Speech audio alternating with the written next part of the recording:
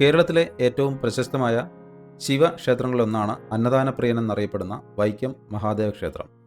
വൈക്കം മഹാദേവ ക്ഷേത്രം, ഏറ്റുമാനൂർ മഹാദേവ ക്ഷേത്രം, കടത്തുരുത്തി മഹാദേവ ക്ഷേത്രം എന്നീ മഹാദേവ ക്ഷേത്രങ്ങൾ ശിവക്ഷേത്രത്രയം എന്നാണ് അറിയപ്പെടുന്നത്. ഈ 3 ക്ഷേത്രങ്ങൾ സന്ദർശിക്കുന്ന ഭക്തർക്ക് അത്യന്തം സൗഭാഗ്യവും മോക്ഷവും ലഭിക്കുമെന്നാണ് വിശ്വാസം. വൈക്കം ക്ഷേത്രത്തിൻ്റെ പ്രാധാന്യം, അതിൻ്റെ ചരിത്രം, ഐതിഹ്യം എന്നീ കാര്യങ്ങൾ വൈക്കം സ്വദേശിയും ആയിട്ടുള്ള retired high school teacher P Pushkaran മാസ്റ്ററാണ് നമുക്ക് വിശദീകരിച്ച് തരുന്നത്. വൈക്കം അഷ്ടമി മഹോത്സവം, ശിവരാത്രി, തിരുവാതിര എന്നിവയാണ് ഇവിടെ നടത്തുന്ന ഉത്സവങ്ങൾ. അതിൽ തന്നെ വൈക്കത്തഷ്ടമി നടക്കുന്ന സമയത്ത് ഷൂട്ട് ചെയ്ത വീഡിയോ ആണ് ഇത്. അതിപുരാതന കാലത്ത്, ഏതാണ്ട് 2000 വർഷത്തിന് അപ്പുറത്തായിരിക്കണം, വ്യാഘ്രപാദ മഹർഷികൾ, പ്രസിദ്ധനായ വ്യാഘ്രപാദ മഹർഷികൾ കിഴക്കേ നടയിലെ ആൽച്ചുവട്ടിലിരുന്ന് ഭഗവാൻ ശിവനെ തപസ് ചെയ്തതായിട്ടാണ് പറയപ്പെടുന്നത്. അങ്ങനെ വളരെ കാലം തപസ് ചെയ്തപ്പോൾ ഭഗവാൻ സന്തുഷ്ടനായി പ്രത്യക്ഷപ്പെട്ടു വ്യാഘ്രപാദ മഹർഷിയുടെ മുന്നിൽ. അപ്പോൾ അദ്ദേഹത്തിൻ്റെ ആഗ്രഹം അനുസരിച്ച് ഇവിടെ സ്ഥിരമായി വസിക്കാനുള്ള ഭഗവാന്റെ സാന്നിധ്യം, ഭഗവാൻ എപ്പോഴും എവിടെയും നിറഞ്ഞു നിൽക്കുന്ന ഒരു ശക്തിയാണല്ലോ. ഈശാവാസ്യം ഇദം സർവം എന്ന് ആണ് ഉപനിഷത്തിലൊക്കെ പറയുന്നത്. ദൈവം എല്ലായിടത്തും ഉണ്ട്. എങ്കിലും നിയമപരമായി ലോകരുടെ ഭക്തിക്കും വിശ്വാസത്തിനും ആരാധനയ്ക്കും വേണ്ടി വൈക്കത്ത് അദ്ദേഹം സ്ഥിരമായി വേണമെന്ന വ്യാഘ്രപാദ മഹർഷിയുടെ ആഗ്രഹപ്രകാരമാണ് അദ്ദേഹത്തെ ഇവിടെ പ്രതിഷ്ഠിച്ചിട്ടുള്ളതെന്നാണ് അറിയപ്പെടുന്നത്. അങ്ങനെ കിഴക്കേ നടയിലെ ആളുകൾ, ഭക്തന്മാർ വരുമ്പോൾ ആദ്യം വ്യാഘ്രപാദ മഹർഷിയെ വന്ദിച്ചതിന് ശേഷമാണ് ഭഗവാന്റെ തിരുമുമ്പിൽ ഹാജരായി ചെന്നിട്ട് ഭഗവാനെ വന്ദിക്കുന്നതും വലം വെച്ച് വന്ദിക്കുന്നതുമൊക്കെ.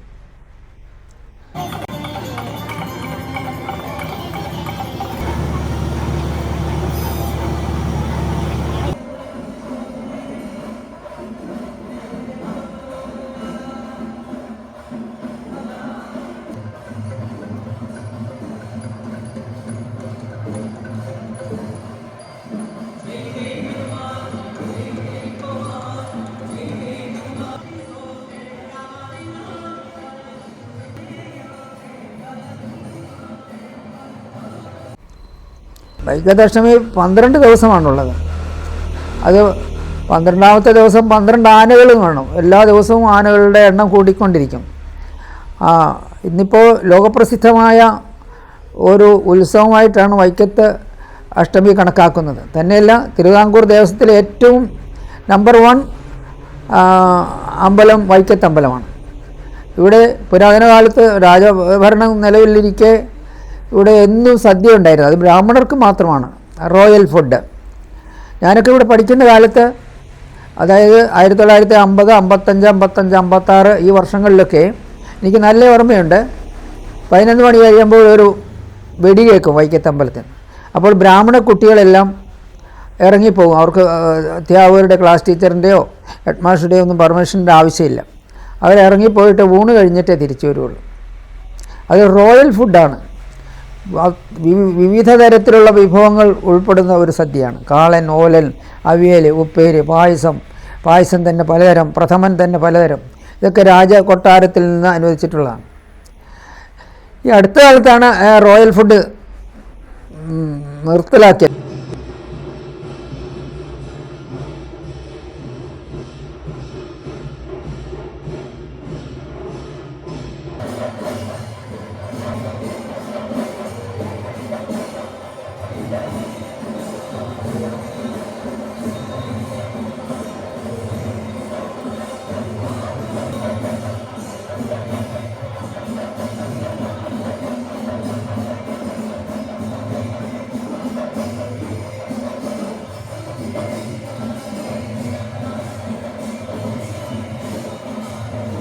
എന്നാൽ 12 ആനയുടെ എഴുന്നള്ളത്ത് കാണും. അത് കഴിഞ്ഞ് ഇവിടുന്ന് 2 കിലോമീറ്റർ വടക്കുവശമാണ് പ്രസിദ്ധമായ, കേരളത്തിലെ ഏറ്റവും പ്രസിദ്ധമായ സുബ്രഹ്മണ്യ സ്വാമി ക്ഷേത്രമുള്ളത്. ഇത് അച്ഛനും അത് മകനുമാണല്ലോ. അപ്പോൾ അഷ്ടമി ദിവസം ഇങ്ങോട്ട് വരും. ഉദയനാപുരത്ത് നിന്ന് ആനപ്പുറത്ത് സുബ്രഹ്മണ്യൻ ഇങ്ങോട്ട് അച്ഛനെ കാണാൻ വരുന്നതായിട്ടാണ് ഐതിഹ്യം. അത് കഴിഞ്ഞ് ഇവിടുന്ന് അഷ്ടമി കഴിഞ്ഞിട്ട് വിടപറച്ചിലുണ്ട്. അത് 2 ആനപ്പുറത്തും അച്ഛൻ്റെയും മകൻ്റെയും ഭഗവാൻ ശിവൻ്റെയും സുബ്രഹ്മണ്യ ഭഗവാന്റെയും തിടമ്പ് കയറ്റിയ ആനകൾ അവസാനം മുട്ടുകുത്തി കരയുന്നത് പോലെയൊക്കെ കരയുകയൊക്കെ ചെയ്യും. എന്നിട്ട് അങ്ങോട്ടൊന്ന് നടക്കും, പിന്നെയും തിരിച്ചു വരും, പിന്നെയും വരും, പിന്നെയും അതുപോലെയൊക്കെ പ്രകടിപ്പിക്കും. അങ്ങനെ പല പ്രാവശ്യവും അച്ഛനും മകനും തമ്മിൽ പോകാനുള്ളൊരു വിഷമം. ഇനി 1 വർഷം കഴിഞ്ഞല്ലേ തിരിച്ചു വരുള്ളൂ. അങ്ങനെ ആ വിടപറച്ചിൽ കാണാനായിട്ട് ആളുകൾ വളരെയധികം കൂടും. ഇതൊന്നും പരിസര പ്രദേശത്തു നിന്നുമൊക്കെ അമേരിക്കയിലോ ഇംഗ്ലണ്ടിലോ എവിടെ പോയാലും ശരി, അന്നേ അഷ്ടമി ഉത്സവത്തിന് അവരെല്ലാം തിരിച്ചു വരും. പ്രത്യേകിച്ചും ബ്രാഹ്മണ വിഭാഗത്തിൽപ്പെട്ട ആളുകൾ, വിദേശത്തുള്ളവരെല്ലാം, തമിഴ്നാട്ടിലുമൊക്കെ പോയിട്ടുള്ളവർ അവർ തിരിച്ചു വന്ന് ഇവിടെ ഇതിൽ പങ്കെടുക്കും.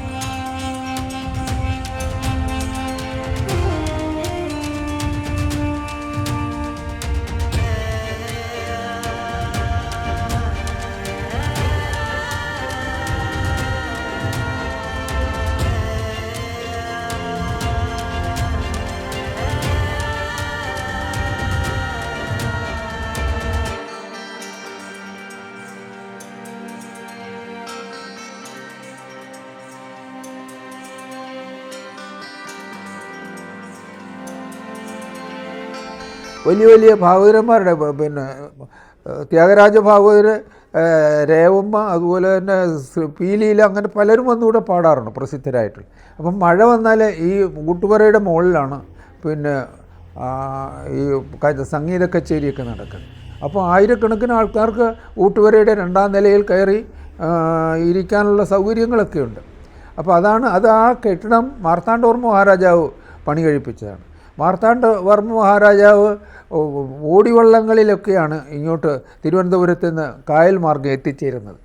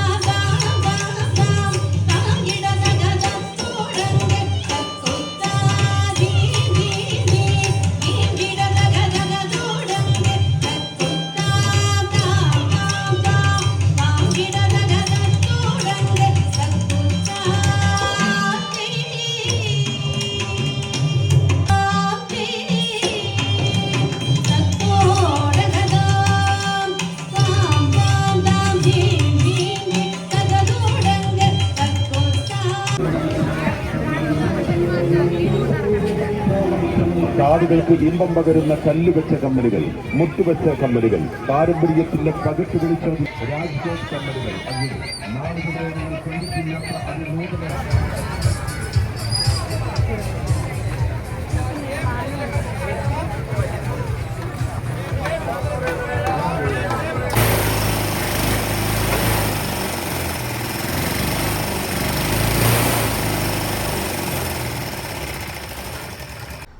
ഇത് പുരാതനമായി ഇവിടെ ഭരിച്ചുകൊണ്ടിരുന്നത് വടക്കൻകൂർ രാജാവായിരുന്നു.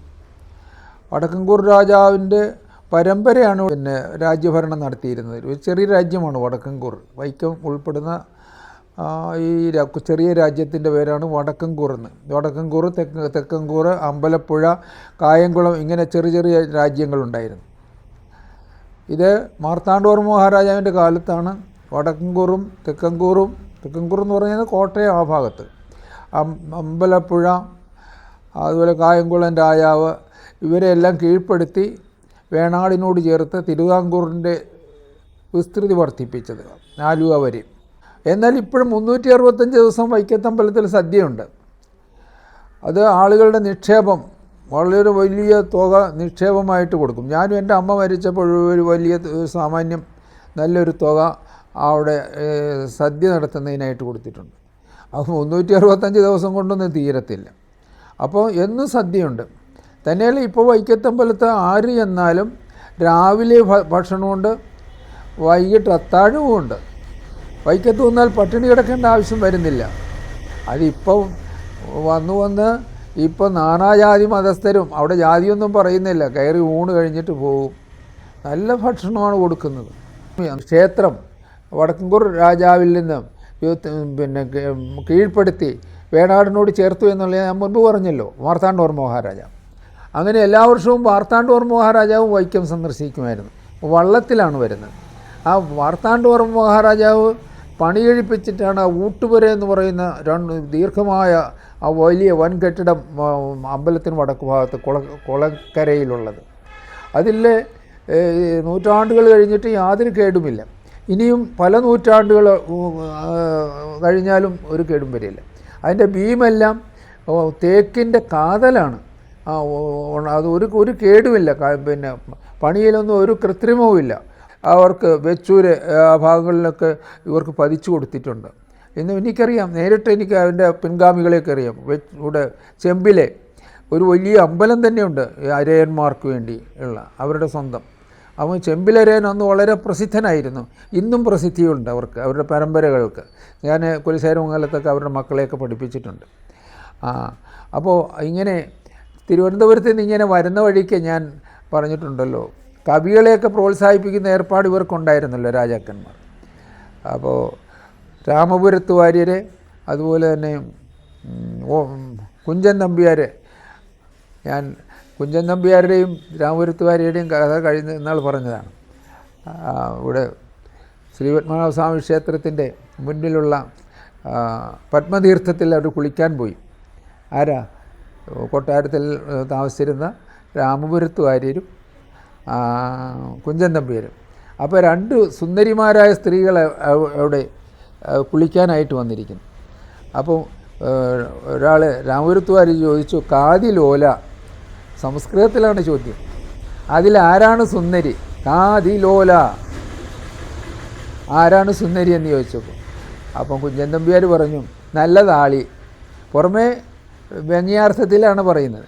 നല്ല താളി. അവർ താളിയൊക്കെ കൊണ്ടാണല്ലോ ഒന്ന് കുളിക്കുന്നത്, ഒന്നും സോപ്പൊന്നും ഇല്ലല്ലോ, ഈ സൗന്ദര്യവർദ്ധന സോപ്പൊന്നും ഇല്ല, ഈ ലെക്സോ അതുപോലെ ചന്ദ്രികയൊന്നും. അവർ താളി ഉപയോഗിച്ചാണ്. അപ്പം നല്ല താളി, നല്ല താളിയാണെന്ന് പറയും. ആളി എന്ന് പറഞ്ഞാൽ തോഴി. അപ്പം യജമാനത്തിയേക്കാൾ സുന്ദരി തോഴിയാണെന്നാണ് ആ പറഞ്ഞതിൻ്റെ അർത്ഥം. അതിലോല, അതിലാരാണ് സുന്ദരി? നല്ലതാളി, നല്ലത് ആളി, അതായത് തോഴിയാണ്. അങ്ങനെയൊക്കെ കഥകളുണ്ട്. അതിരിക്കട്ടെ. ഇങ്ങനെ തിരുവനന്തപുരത്ത് നിന്ന് വള്ളത്തിൽ പോന്നപ്പോഴാണ് രാമപുരത്ത് വാര്യർ വഞ്ചിപ്പാട്ട് എഴുതിയത്. ശ്രീകൃഷ്ണൻ്റെ കഥയാണ്. അപ്പോൾ ആ കഥ നടന്നുപോലെ വളരെ സഹൃദയനായ മഹാരാജാവും ഒരു പണി ഒപ്പിച്ചു. എന്നിട്ട് വൈക്കത്ത് കുറേ കിഴക്കോട്ട് പോകുമ്പോഴാണ് ഈ രാമപുരം എന്ന് പറയുന്ന ഗ്രാമം. അവിടെ ഒരു രാമക്ഷേത്രമൊക്കെ ഉണ്ട് പാലായ്ക്കടുത്ത്. അപ്പം കുറച്ച് ദിവസം ഇവിടെ രാജാവിൻ്റെ കൂടെ ഇവിടെ കഴിഞ്ഞ് വൈക്കത്ത്. അപ്പം പറഞ്ഞു, വാര്യർ കൂടെ എന്തായാലും വന്നതല്ലേ, കുടുംബത്തിലേക്ക് ഒന്ന് പോയി മഠത്തിലേക്ക് ഒന്ന് പോയിട്ട് വന്നുകൂടെ നീ? ഓ, അപ്പം പറഞ്ഞു, രാമപുരത്തുകാർ പറഞ്ഞു, മഹീപതേ ഭാഗവതോപമാനം മഹാപുരാണം ഭവനം മദീയം. നോക്കുന്നവർക്കൊക്കെ വിരക്തി ഉണ്ടാം, അർത്ഥങ്ങളില്ലെന്നൊരു ദോഷമുണ്ട്. അല്ലയോ മഹാരാജാവേ, ഭാഗവതോപമാനം, ഭാഗവതം അതിപുരാതനമാണല്ലോ. അപ്പോൾ അതുപോലത്തെ അതിപുരാതനമാണ് എൻ്റെ മഠം, എൻ്റെ ഇല്ലം. നോക്കുന്നവർക്കൊക്കെ വിരക്തി ഉണ്ടാകാം. അത്ര ചീർണിച്ചൊക്കെ പോയി കാണുന്നവർക്കൊക്കെ അത്ര താല്പര്യമൊന്നുമില്ല. കാരണം എന്നൊരു ദോഷമുണ്ട്, സമ്പത്തില്ലല്ലോ അത്.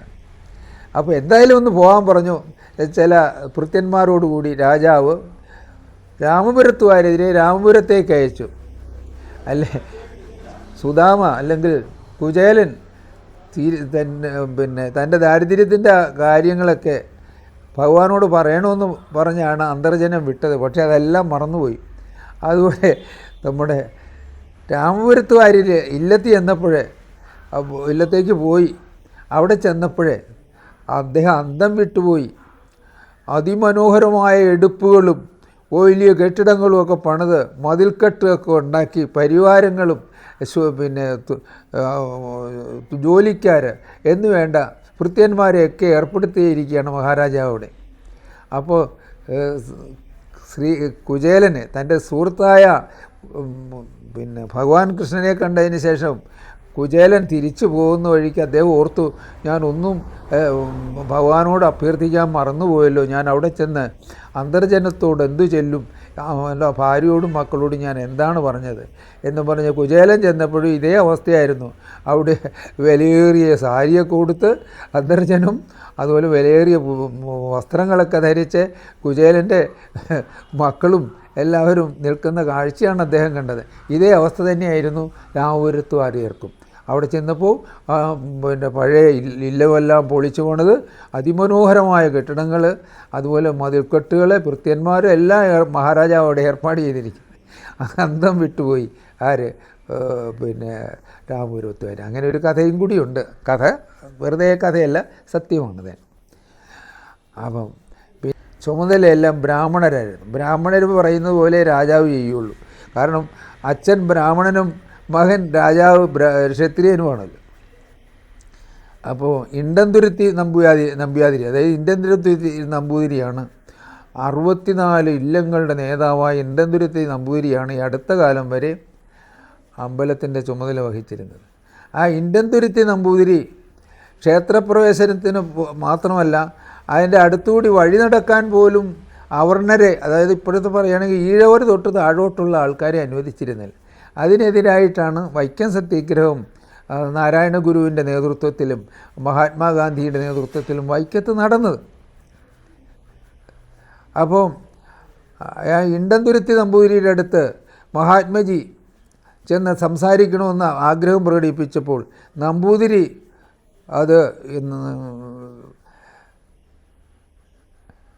വൈശ്യനായ മഹാത്മാഗാന്ധിയെ, അദ്ദേഹം ബ്രാഹ്മണനല്ലല്ലോ, ബ്രാഹ്മണ ക്ഷത്രിയ വൈശ്യ ശൂദ്രർ, ആ മൂന്നാമത്തെ 4 ജാതികളിലുള്ളതിൽ മൂന്നാമത് എത്തുന്ന വൈശ്യൻ, ആ വൈശ്യനെ അകത്ത് കയറ്റുകയല്ല ഇണ്ടന്തുരുത്തി മനയിൽ. അന്ന് രാത്രി തന്നെ മഹാത്മജി വളരെ പ്രസിദ്ധനായതുകൊണ്ട് രാത്രി തന്നെ പുറത്തൊരു എടുപ്പുണ്ടാക്കി. അതിപ്പോഴും ഉണ്ട്. അത് അവിടെ ആണ് ഇരുന്ന് സംസാരിച്ചത്. അവിടെ അപ്പോൾ ശങ്കരാചാര്യരുടെ ചില സൂക്തങ്ങളെല്ലാം ഉദ്ധരിച്ചുകൊണ്ട് മുൻ ജന്മം പാപം ചെയ്തതുകൊണ്ടാണ് അവശ സമുദായത്തിൽ ജനിച്ചതെന്നും മുൻ ജന്മം പുണ്യം ചെയ്തവരാണ് ഈ ബ്രാഹ്മണരായി ജനിച്ചിട്ടുള്ളതെന്നൊക്കെ പറഞ്ഞു.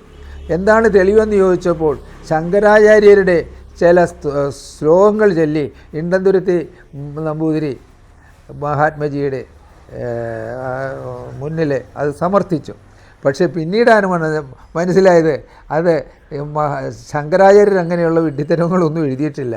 അദ്ദേഹത്തിൻ്റെ പ്രസിദ്ധമായ ഗ്രന്ഥങ്ങളെല്ലാം തന്നെ പലതും ഇവിടെ എൻ്റെ കൈവശമുണ്ട്, വായിച്ചിട്ടുണ്ട്, പഠിച്ചിട്ടുണ്ട്. ഗുരു നിത്യചൈതന്യതിനെ പറ്റിയുള്ള വ്യാഖ്യാനങ്ങളുമൊക്കെ എഴുതിയിട്ടുണ്ട്.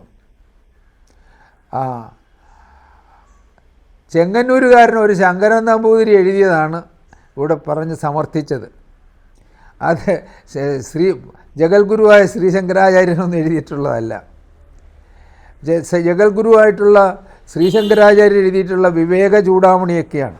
ആ വിവേക ചൂടാമണി ലോകപ്രസിദ്ധമായ പുസ്തകമാണ്, വേദാന്ത ഗ്രന്ഥം. അതിനെപ്പറ്റി 2 വാള്യങ്ങളിൽ ഗുരു നിത്യചൈതന്യതി എൻ്റെ വ്യാഖ്യാനം എഴുതിയിട്ടുണ്ട്. അതിലൊന്നും ഈ കുഴപ്പങ്ങളൊന്നുമില്ല. അദ്ദേഹം ഹിന്ദുമതത്തെ ഉദ്ധരിക്കാൻ വേണ്ടി ഒരുപാട് ശ്രമം നടന്നിട്ടുണ്ട്. അതുപോലെ തന്നെ ഭജഗോവിന്ദം എന്നുള്ള ആ പുസ്തകത്തിലും അദ്ദേഹം പറഞ്ഞിട്ടുണ്ട്, ഭജഗോവിന്ദം ഭജഗോവിന്ദം ഗോവിന്ദം ഭജമൂഢമതേ സംഭ്രാന്തേ സന്നിഹിതേ കാലേ നഹി നഹി രക്ഷതയുണ്ട് ഗുരുകരണേ. പിന്നെ ഭഗവാനെ ഭജിക്കുക. അതുകൊണ്ട് മരണകാലത്ത് നിനക്ക് മോക്ഷം കിട്ടണമെങ്കിൽ വ്യാകരണത്തിലെ ഇത് പാണിനിയുടെ നിയമങ്ങളൊന്നും വായിച്ചുകൊണ്ടിരുന്ന കാര്യമില്ല, ഭഗവാനെ ഭജിച്ചാലേ കിട്ടുള്ളൂ. അങ്ങനെ അദ്ദേഹം പറയുന്നുണ്ട്. വേറെയും പറയുന്നുണ്ട് ശ്ലോകങ്ങൾ. പറയണോ?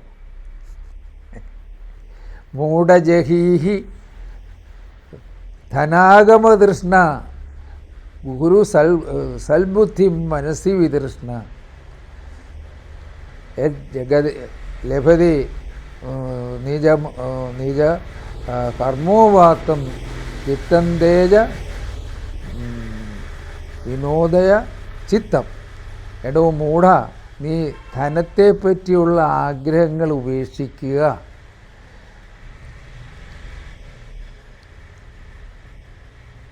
നിൻ്റെ സ്വന്തം അധ്വാനത്തിൽ നിന്ന് എത്ര കുറഞ്ഞ തുക കിട്ടിയാലും അതിൽ സംതൃപ്തനാകുക. ലഭതേ നിജ കർമ്മോപാത്തം വിത്തം തേന വിനോദയ ചിത്തം.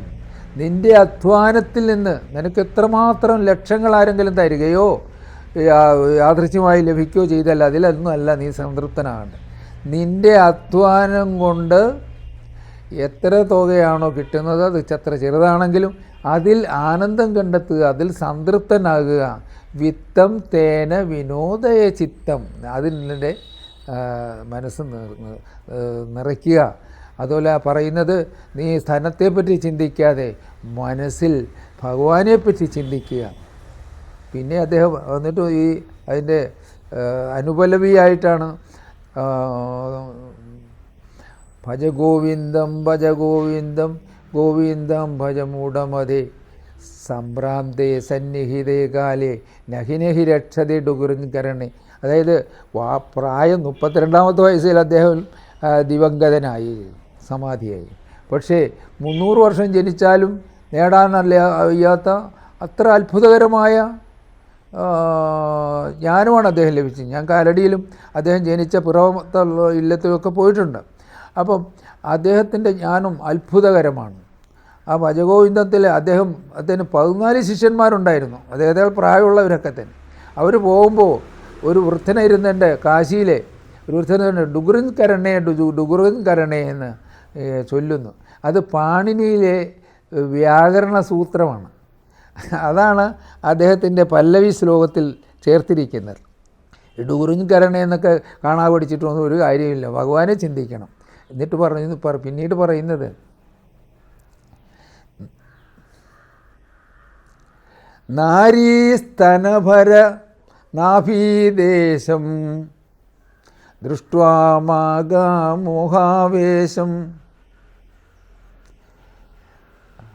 പിന്നെ നാരീസ്തനഭര നാഭീദേശം ദൃഷ്ട്വാമാഗ മോഹാവേശം. ഏതൽ മാംസ വസാതി വിചാരം മനസ്സിൽ വിചിന്തയ വരം വാരം. നാരീസ്തനഭ, ഇത് അതിലെ ഈ ഭജഗോവിന്ദം എന്നുള്ളതിലെ ആദ്യത്തെ 4-5 പദ്യങ്ങൾ ജഗൽഗുരുവായ ശങ്കരാചാര്യ രീതിത, മറ്റത് ഓരോന്നും 14 ശിഷ്യന്മാർ ഓരോന്ന് ചേർത്ത്. എൻ്റെ കയ്യിൽ ഇരിപ്പട്ട പുസ്തകം. അപ്പോൾ അതാണ് ഭജഗോവിന്ദം. ഇത് വളരെ പ്രസിദ്ധമായ പുസ്തകമാണ്, വേദാന്ത പുസ്തകമാണ്. അതിൽ 2-ാമത്തെ പദ്യമാണ് പറഞ്ഞത്. നാരീസ്തനഭര നാഭീദേശം ദൃഷ്ട്വാമാഗ മോഹാവേശം ഏതൽ മാംസ വസാതി വികാരം മനസ്സ് വിചിന്തയ വാരമൻ. സ്ത്രീകളുടെ സ്തനങ്ങൾ, നാഭീദേശങ്ങൾ കണ്ടിട്ട് അതിൽ വ്യാമോഹിതനാകാതിരിക്കുക. ഏതൽ മാംസ വസാതി വികാരം, അത് രണ്ടും മാംസം, കൊഴുപ്പ്, ഇതൊക്കെ ചേർന്നതാണ്. ഏതൽ മാംസ വസാതി വികാരം മനസ്സിൽ വിചിന്തയുമാണ്. അത് മനസ്സിൽ ചിന്തിക്കാതിരിക്കുക. എപ്പോഴും ഈശ്വരൻ്റെ ചിന്ത കൊണ്ട് മനസ്സ് നിറയ്ക്കുക.